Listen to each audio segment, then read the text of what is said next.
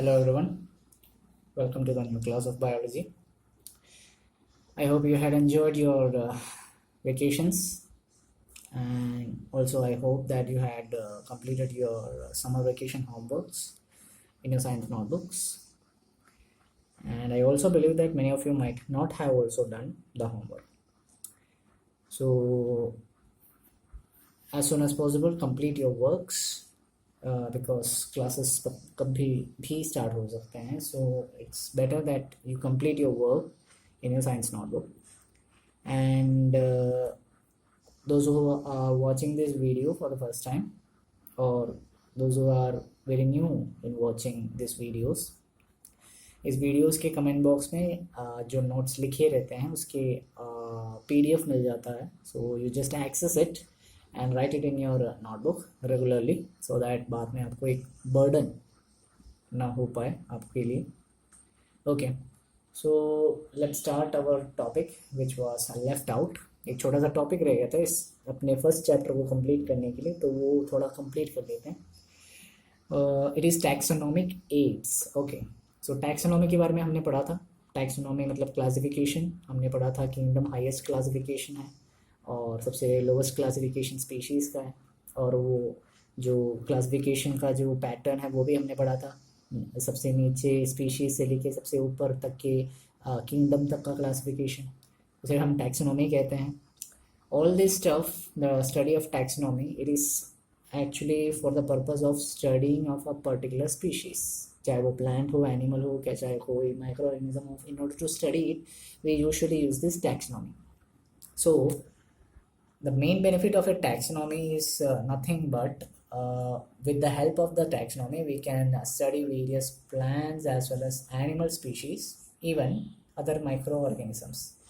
And special purpose for this study is to study the to understand what are the significance of these organisms in the field like agriculture, forestry or other industries. इनका use क्या हो सकता है, ये कहाँ कहाँ पर फ़ायदेमंद रह सकते हैं. In order to study that this taxonomical aids are used. अब ये जो टैक्सोनॉमिकल एड्स है इन जो भी चाहे जो भी टैक्सोनॉमिकल एड हो या फिर जो कोई भी स्टडी किया जाता है, उस स्टडी को क्रिएट करने के लिए एक डेटा का होना ज़रूरी है, राइट. तो वो डेटा एक्चुअली कैसे होता है, वो डेटा एक्चुअली कलेक्ट किया जाता है ना. यहाँ पर टैक्सोनॉमिक एड या फिर एक टैक्सोनॉमिक स्टडी का जो प्राइम सोर्स है, जो मेन सोर्स है, वो है collection of actual plant and animal species specimen. जो एनिमल स्पीशीज या प्लांट है उसके कलेक्शन करना, प्लांट हो या एनिमल हो, उसके उन स्पीशीज का स्पेसिमेन कलेक्ट करना. स्पेसिमेन मतलब या तो वो स्टफ रूप में होंगे, मतलब प्रिजर्व्ड रूप में होंगे, या फिर लिविंग रूप में होंगे. उस जब हम एक्सप्लेन करेंगे डिटेल में तब आपको पता चलेगा इसका मतलब या डिफरेंस क्या हो सकता है. Okay, just a minute. तो ये जो हम पढ़ रहे हैं इस फंडामेंटल फ्यूचर्स, ये एक्चुअली जो है फ्यूचर के फंडामेंटल स्टडीज़ के लिए बहुत यूज़फुल है, राइट. जैसे फॉर एग्जांपल हमें डायनासोर्स के बारे में नहीं पता था एक टाइम में. So how did we understand the categories of dinosaurs or even they exist? It's because we had studied about the fossils of those organisms, है ना. उसे different organisms के बारे में हम जानते नहीं थे. जैसे फॉर एग्जांपल स्नो लेपर्ड, हमें पता नहीं था कि स्नो लेपर्ड नाम की चीज़ मौजूद थी. we got the fossils or we got the preserved we got some specimen of that organism, जैसे DNA मिल गया होगा या फिर कुछ और चीज़ मिल गई होगी. So all this stuff is mainly based on some fundamentals so that we can study it in the future. एक future study के लिए हम इसका यूज़ ज़रूर करते हैं, एंड इसके द्वारा हम एक ऑर्गेनिज्म का क्लासिफिकेशन भी चाहे कर सकते हैं. जैसे डायनासोर्स के बारे में पढ़ाई की तो पता चला कि हाँ, डायनासोर्स एक ऐसे ऑर्गेनिज्म हैं जिनकी वजह से कई सारे आज के पाए जाने वाले organisms like for example crocodiles, alligators, reptile species के मेजॉरिटी ऑर्गेनिजम्स डायनासोर के वंशज में पाए गए. सो ये सारा स्टडी एक तरफ से ऑर्गेनिज्म की क्लासिफिकेशन में मदद करता है. और ख़ास बात यह है कि जो स्पेसिमेन पाए जाते हैं ना, they can be preserved. Preserved मतलब प्रोटेक्टेड तरीके से। प्रिजर्व्ड कैसे? फ्यूचर स्टडीज़ में प्रिजर्व करने के लिए, ठीक है। सो ये आपको प्रिजर्व तरीके से नॉर्मल रूप में मिल जाएगा, लिविंग रूप में मिल जाएगा, स्टफ किया गया रूप में मिल जाएगा, या फिर मैगजीन्स में आपको कुछ कलेक्शन के रूप में मिल जाएगा। It can be in any ways, right. So biologist ने क्या किया, कुछ तरीके, कुछ वेज फाइंड आउट किए। They found out certain ways, certain procedures, ताकि अपने इस इंफॉर्मेशन को कलेक्ट कर सके, अपने इस स्पेसिमेन को प्रिजर्व कर सके। और इन स्पेसिमेन को, इन कलेक्शंस को इन्होंने नाम दिया टैक्सोनॉमिकल एड। और ये जो टैक्सोनॉमिकल एड है वो हम इस चैप्टर में पढ़ेंगे। Different type of taxonomical aids जो बायोलॉजिस्ट ने, साइंटिस्ट ने हमारे सामने रखा है in order to study different type of organisms. So the very first type of a taxonomical aid is the herbarium. अब क्या होता है herbarium? Herbarium एक्चुअली एक स्टोर हाउस है जहाँ पर प्लांट स्पीशीज जो विलुप्त हो चुके हैं या फिर जो अभी भी मौजूद हैं, किसी भी कैटेगरी के प्लांट स्पीशीज का ड्राइड, प्रेस्ड और प्रिजर्व्ड डेटा, स्पेसिमेन जिसे कहते हैं, उसको शीट में कलेक्ट करके रखना। मतलब कुछ शीट रहेंगे, कुछ बुक्स जैसे रहेंगे जहाँ पर ये डेटा कलेक्ट करके रखा जाएगा प्लांट स्पीशीज का। जैसे आप लोगों ने छोटे क्लासेस में किया हुआ है एक्टिविटी के रूप में, पत्तों को कलेक्ट करके आपने डिफरेंट डिज़ाइंस बनाने के लिए पेजेस में चिपका के रखा, और कुछ दिनों बाद जब देखा तो अलग अलग पैटर्न आपको वहाँ पर दिखाई दिया। उसी तरह द सेम पैटर्न और the same methodology is been applied here. The plants are being collected, they are dried, they are pressed properly and preserved on some sheets. और ये जो स्पेसिमेन है, जो हर्बेरियम से जो भी स्पेसिमेन लिए जाते हैं वो फ्यूचर यूज़ के लिए काम आता है। तो एक तरह से ये स्टोर हाउस, अभी भी जैसे बताया था, इनमें से जो भी डिस्क्रिप्शंस मिलते हैं वो एक्चुअली फ्यूचर यूज़ में काम आता है, ताकि पता चले कि ऐसे ऑर्गेनिजम्स की फैमिली, अंडर फैमिली में या फिर टैक्सोनॉमी में कौन कौन आता है, ये कौन से टैक्सोनॉमी में, किस ऑर्डर, किस स्पीशीज़, किस जेनस में पाया जाता है। ओके। और जो डिस्क्रिप्शन दिया जाता है, मतलब एक शीट दिखाई दिया जाएगा, एक बड़ा सा शीट होगा, वहाँ पर एक प्लांट लेबल किया जाएगा और उसके नीचे एक डिस्क्रिप्शन होगा, एक छोटा सा डिस्क्रिप्शन। उस डिस्क्रिप्शन में क्या होगा, उसमें होगा डेट और प्लेस ऑफ कलेक्शन, कहाँ से कलेक्ट किया, कौन से डेट को कलेक्ट किया, उसके नेम्स लिखे जाएंगे। अगर इंडिया में लिया जाता है तो इंग्लिश नेम होगा, हिंदी में होगा और बोटानिकल नेम होगा। रशिया में है कोई ऐसा हर्बेरियम तो इंग्लिश में तो होगा ही होगा, रशियन लैंग्वेज में होगा, प्लस बोटानिकल नेम भी होगा, ताकि पता चले कि बोटानिकल नेम बताया था आपको, botanical name the name which is given for overall all species of plants. Animals के लिए जूलॉजिकल नेम होता है, मतलब साइंटिफिक नेम जिसे कहते हैं। उसी तरह स्पीशीज़ की फैमिली, टैक्सोनॉमी में पढ़ा था, फैमिली बताया था आप लोगों को, फैमिली। फिर किसने कलेक्ट किया, किस व्यक्ति ने कलेक्ट किया, उसका नाम। So all these has been mentioned in the label or the description which has been given in the herbarium sheets. Okay, so that's about the herbarium. It is a taxonomical aid. India में भी बहुत सारे herbariums मौजूद है, अंडमान निकोबार में है, आंध्रा में है और अरुणाचल प्रदेश में है, आसाम में है। अलग अलग एरियाज में हमारे herbariums हमारे इंडिया में मौजूद है, और वर्ल्ड में भी बहुत सारी जगहों पर herbariums मौजूद है। Okay, so this is one of the taxonomical aid provided by the biologist to normal people. Okay, अब next देखते हैं कौन सा है अगला taxonomic aid. It is actually the botanical garden. Botanical garden is nothing but a specialized garden. एक special gardens होते हैं जहाँ पर प्लांट की लिविंग स्पीशीज को कंजर्व करके रखा जाता है। मतलब लाइव प्लांट, लिविंग प्लांट आप देख सकते हो वहाँ पर। ऐसा नहीं है कि जैसे हर्बेरियम्स में प्लांट को स्टफ करके शीट में डाला जाता है, वैसा नहीं है। लिविंग प्लांट को आप वहाँ पर देख सकते हो। ऐसा क्यों किया जाता है? ऐसा इसलिए किया जाता है ताकि, मतलब ऐसे इसलिए ग्रो किया जाता है ताकि वो आइडेंटिफिकेशन पर्पज़ के लिए यूज़ में आ सके। और इनको भी जिस तरह हर्बेरियम में शीट्स में लेबल किया जाता है, उसी तरह यहाँ पर भी लेबलिंग प्रोसेस होता है, जहाँ पर इसके साइंटिफिक नेम्स और साथ साथ ये कौन सी फैमिली में मौजूद है वो नेम भी लिखा जाता है। Okay, that's all about the botanical garden. India का सबसे बड़ा बोटानिकल गार्डन जो है वो इंडियन बोटानिकल गार्डन है, हावड़ा में मौजूद है, कोलकाता इंडिया का सबसे बड़ा बोटानिकल गार्डन है, और पूरे वर्ल्ड का सबसे बड़ा बोटानिकल गार्डन है रॉयल बोटानिकल गार्डन, जो इंग्लैंड में क्यू में मौजूद है। इंडिया में एक और बोटानिकल गार्डन भी है वैसे, नेशनल बोटानिकल रिसर्च इंस्टीट्यूट, जो लखनऊ में मौजूद है। ये जो बोटानिकल गार्डन देख रहे हो आप, नेम इंडियन बोटानिकल गार्डन, इसका पुराना नाम रहा करता था आचार्य Jagadish Chandra Bose Indian botanical garden, तो उसको कट शॉर्ट करके इंडियन बोटानिकल गार्डन का नाम दिया गया है। जगदीश चंद्र बोस हमारे इंडिया के फेमस बॉटनिस्ट थे। उन्होंने डिस्कवर करके पहली बार पूरी दुनिया को बताया था कि प्लांट्स में भी सेंसिटिविटी होती है। आपने स्मॉलर क्लासेस में पढ़ा होगा कि प्लांट्स की सेंसिटिविटी प्रोसेस किस तरीके से होता है या फिर कैसे होता है। So that was actually detected and announced actually to the whole world by the famous scientist Acharya Jagadish Chandra Bose. Okay, तो उनके नाम का बोटानिकल गार्डन था, बाद में नेम चेंज करके इंडियन बोटानिकल गार्डन का नाम रखा गया, which is in Kolkata, west Bengal. Okay, this is the second type of taxonomical aid. अगला देखते हैं कौन सा। Next type of taxonomical aid is the museum. Museum हमने सुना ही है, जहाँ पर आप लोगों ने शायद अपने लाइफ टाइम में कहीं ना कहीं म्यूजियम गए भी होंगे। म्यूज़ियम में आर्ट वगैरह के, पेंटिंग्स वगैरह के म्यूज़ियम होते हैं। म्यूज़ियम्स में आपने ऐसे म्यूज़ियम्स देखे होंगे जहाँ पर डायनासोर के स्केलेटन देखे होंगे आपने। म्यूज़ियम में आपने ह्यूमन स्केलेटन या फिर कुछ एनिमल्स के स्केलेटन देखे होंगे। कुछ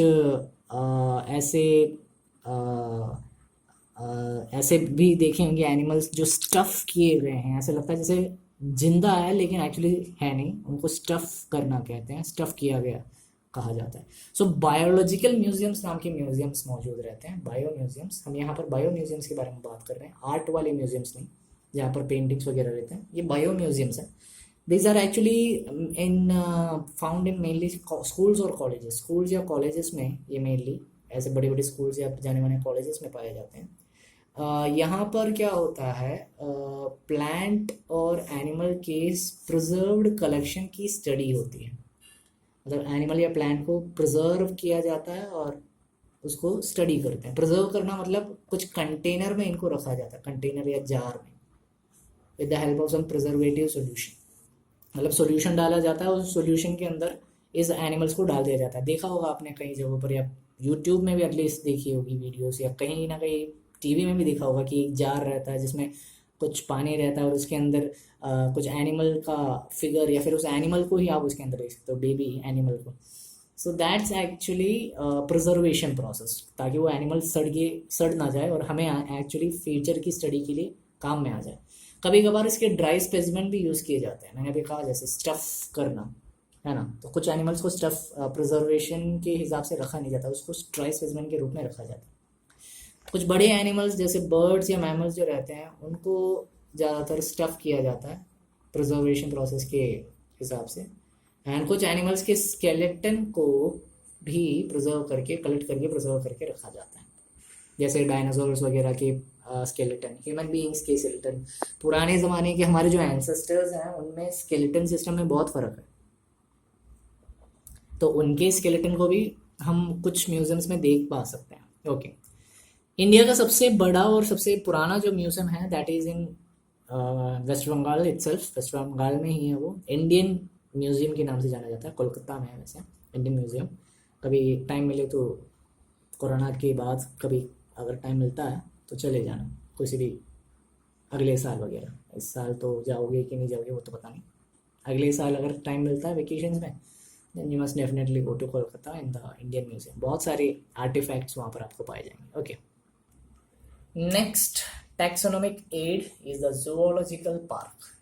जानते ही हो, सुना ही होगा, जूलॉजिकल पार्क मतलब जू, गए भी होंगे जू में।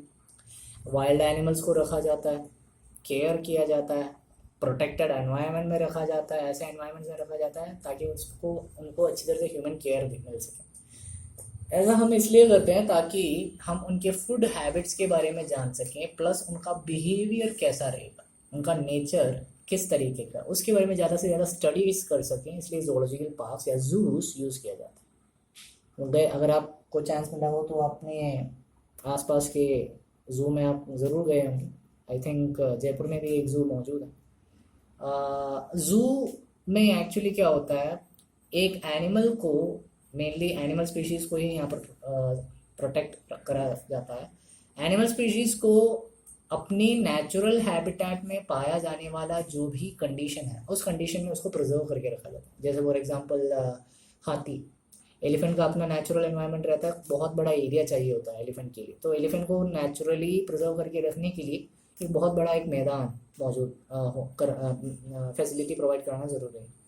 या फिर जिराफ, या फिर छोटे रेप्टाइल्स जैसे snakes like for example anaconda, king cobra, इनको प्रिजर्व करके रखने के लिए बड़े बड़े छोटे से कंटेनर्स वगैरह में प्रिजर्व करके रखा जाता है, लेकिन सेफ। उसी तरह हिप्पोपोटामस, राइनोसोर्स, उसी तरह स्वैन्स, डक्स, डिफरेंट डिफरेंट वैरायटी के स्पीशीज के, इन सबको प्रिजर्व करके रखने के लिए उनका अपना स्पेसिफिक हैबिटेट में प्रिजर्व करके रखा जाता है। अगर पोलार बेयर को स्पेसिफिक करना जगह पर रखना है तो उसको आइस कंटेनर्स में या रूम्स में एलोकेट करके रखना जरूरी होता है।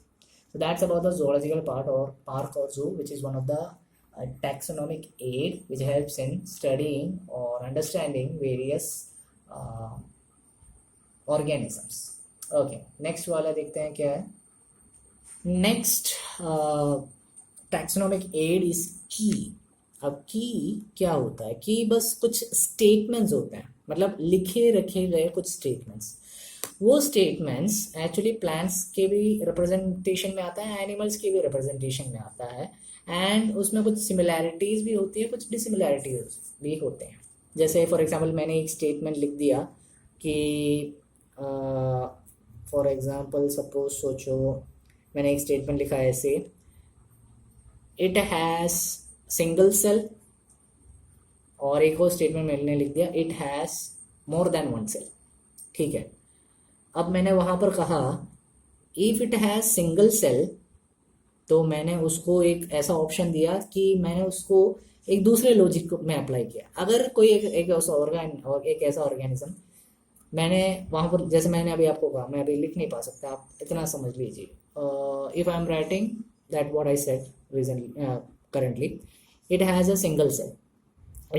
First statement. Second statement, it has more than one cell. और मैंने एक एग्जांपल लिया लाइक फॉर एग्जांपल अमाइबा।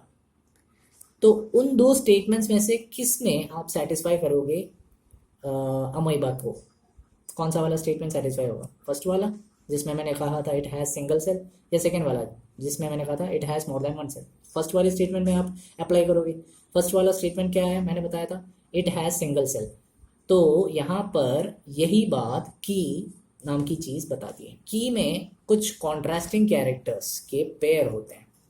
जैसे मैंने अभी एक जोड़ी बताई थी, it has single cell, it has more than one cell, वो एक्चुअली एक जोड़ी है।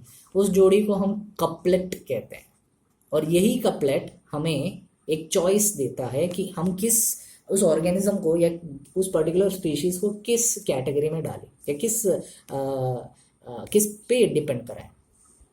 तो मैंने अभी जो कपलेट बताया था उस कपलेट में से एक कपलेट सही है, एक कपलेट गलत है रिगार्डिंग ए स्पीशीज। जैसे मैंने उसी कपलेट को लिया, it has single species, it has single cell, it has more than one cell. मैंने वहाँ पर एग्जांपल लिया लाइक फॉर एग्जांपल लायन। कौन से स्टेटमेंट में आप सेटिस्फाई करवाओगे उसे? Second statement, it has more than one cell. तो कपलेट में से पहला वाला या दूसरा वाला या फिर उन कपलेट में से कोई एक ही लिए गए ऑर्गेनिज्म को सेटिस्फाई करेगा, या फिर कोई एक चॉइस ही हमें सेटिस्फाई हम ले सकते हैं, एक्सेप्ट कर सकते हैं, और दूसरा वाला हम रिजेक्ट करें। हमेशा की ऐसा ही होता है, जो की बनाया जाता है वो लॉजिक के हिसाब से बनाया जाता है। ऐसा नहीं है कि दोनों कपलेट या फिर कपलेट जो हमने लिए थे उसमें दोनों स्टेटमेंट सही हो, ऐसा नहीं होगा।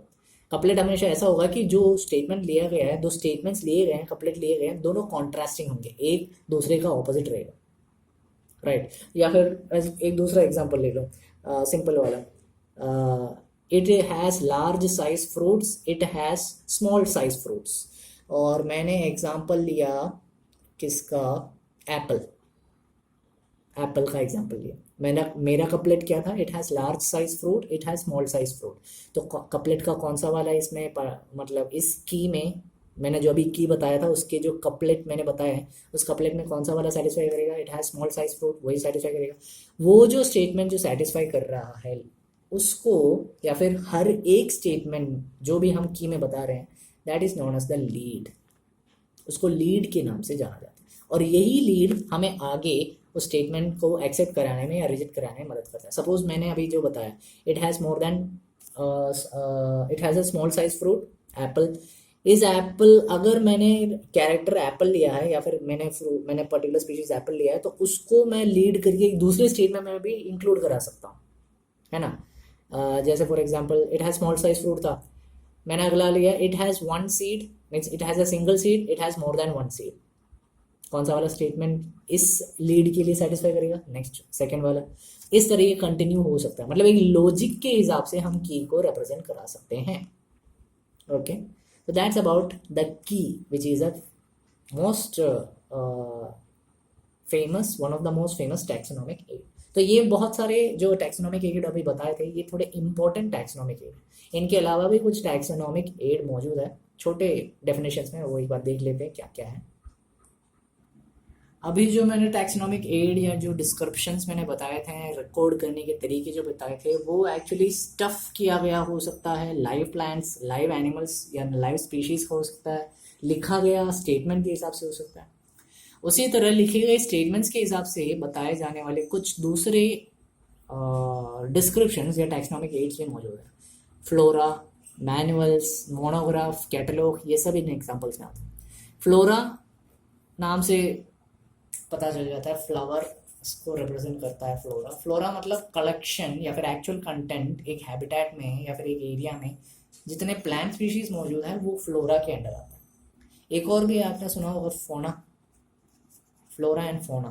फोना मतलब यही प्रोसेस एक पर्टिकुलर एरिया से रिलेटेड है, लेकिन प्लांट्स की बजाय फोना एनिमल्स पर डिपेंड करेगा, मतलब एक एरिया में मौजूद animal species. So that is flora, मतलब एक एक्चुअल कंटेंट होता है। मैनुअल एक कुछ मैगजीन के रूप में मौजूद एक कंटेंट है जो आइडेंटिफिकेशन के लिए यूज़ किया जाता है। उस एक पर्टिकुलर एरिया में पाए जाने वाले सारे स्पीशीज के नेम्स मौजूद रहते हैं मैनुअल में, मैगजीन रूप का रहता है। मोनोग्राफ, उसमें एक पर्टिकुलर टैक्सोन का इंफॉर्मेशन ही मौजूद रहेगा। जैसे फॉर एग्जांपल मैंने अगर लिया पैंथरा टिग्रीस, तो पैंथरा टिग्रीस में जो पैंथरा जीनस है, उस पैंथरा जीनस एक टैक्सोनॉमी का टैक्सोन है। उस टैक्सोन के अंदर, पैंथरा टैक्सोन के अंदर जितना भी स्पीशीज का इंफॉर्मेशन, वो सारा मुझे मोनोग्राफ में मिलेगा।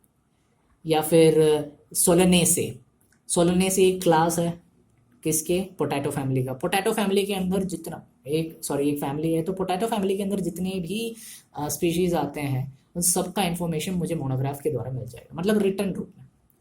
कैटलॉग भी कुछ उसी तरीके का है, मैनुअल जैसा ही है कैटलॉग, लेकिन अल्फाबेटिकल ऑर्डर में अरेंज किया जाएगा। सारे स्पीशीज का इंफॉर्मेशन कैटलॉग में भी मिल जाएगा, लेकिन अल्फाबेटिकल ऑर्डर में। मैनुअल की तरह इधर उधर नहीं मिलेगा आपको। कैटलॉग में थोड़ा अरेंज्ड तरीके से मिलेगा, ज़्यादातर अल्फाबेटिकल ऑर्डर में है। हमेशा जरूरी नहीं कि अल्फाबेटिकल ऑर्डर में हो, एक अरेंज्ड तरीके से मिलेगा।